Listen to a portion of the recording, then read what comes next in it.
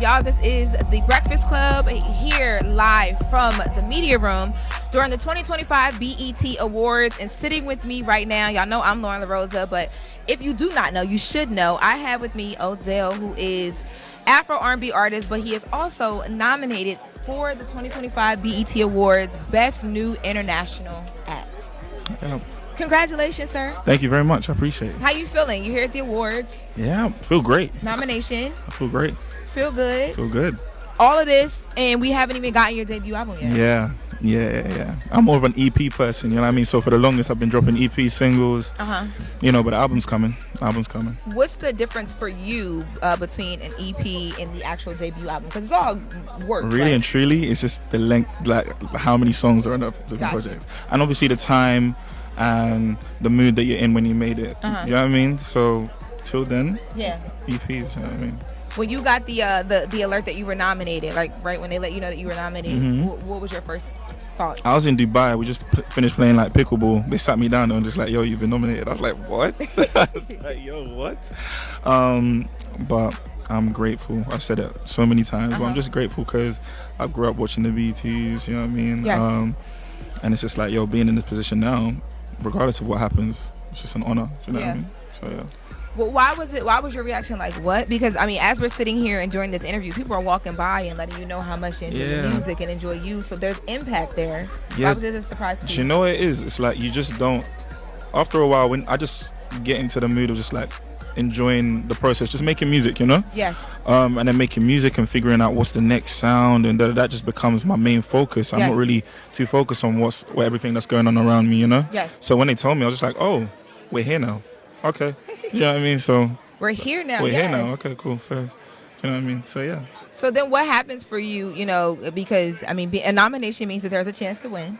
Yeah. If you do take home, you know, that prize, what happens for you after that? Because not only are you here now you are the winner. Does that change things for you? Does it put more pressure on the, the debut that we're dropping? Not at all. We're just back to regular scheduled programming. You know what I mean? We're just back to business, back to making music. You know what I mean? So now you're in a genre that I don't hear referenced a lot. It's Afro R&B. Yeah.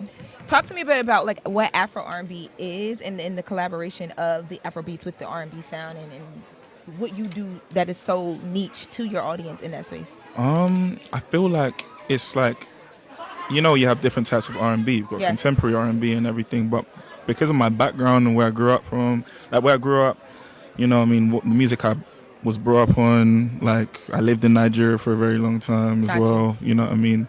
The influence is definitely there, so it comes through in the music. So yeah, Afro R&B is just literally a fusion of the two, like Afrobeats and R&B, and anywhere on that spectrum that you may put it, you know what I mean? That's really what it is. Who was the first artist that you heard like merging the two, the Afrobeats and the R&B? If you remember, like what was the?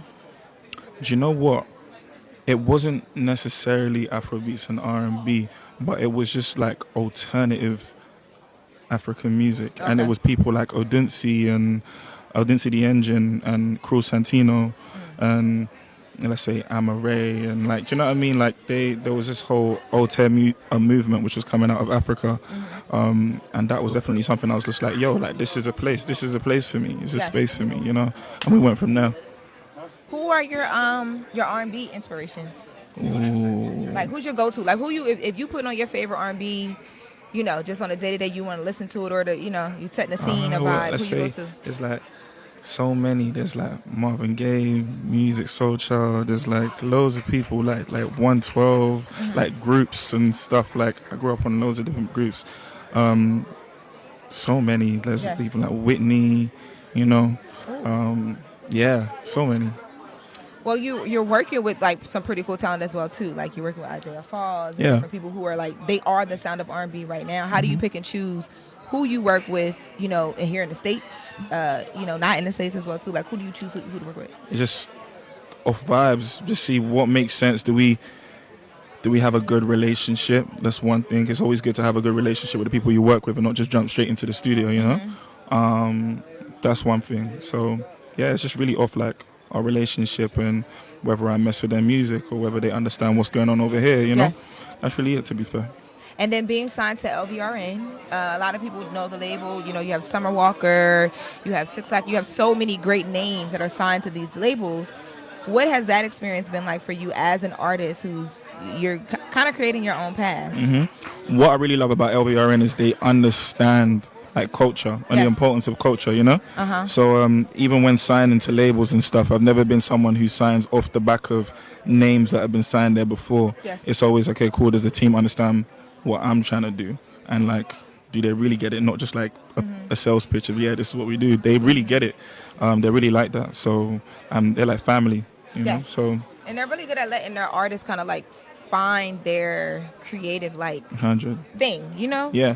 Like you have your own time to kind of grow and figure it out. Exactly. They're not putting you in this like checkbox situation. They're patient. Yes. They're patient. That is it. Yes. And they also, I feel like they have such a good eye at signing artists like you who are like very aesthetically artsy and like have certain looks and, you know, all the things as well too. So yeah. They get it. They get it. Well, congratulations on the nomination. Thank you so much. Are you nervous at all about what your speech is going to have to be when you get on stage? Nah, I ain't planned it yet, but I'm going to get out there and just be like, you know. Don't forget to thank God and your mom. Oh, always. Okay. No, people be forgetting. Always. Okay. All right. So we got that down pat. Yeah, come on. Make sure y'all tune in Monday, June 9th at 8 p.m. Eastern Standard Time because there's going to be a ton of nominations, a ton of people on stage. Odeal here with me, who he's not going to forget to thank his mom or God if he wins. And he's excited for the awards, and we are too. So thank you for joining us. Thanks for having me. We appreciate it. Appreciate you. Thank you. Wake that ass up early in the morning. The Breakfast Club.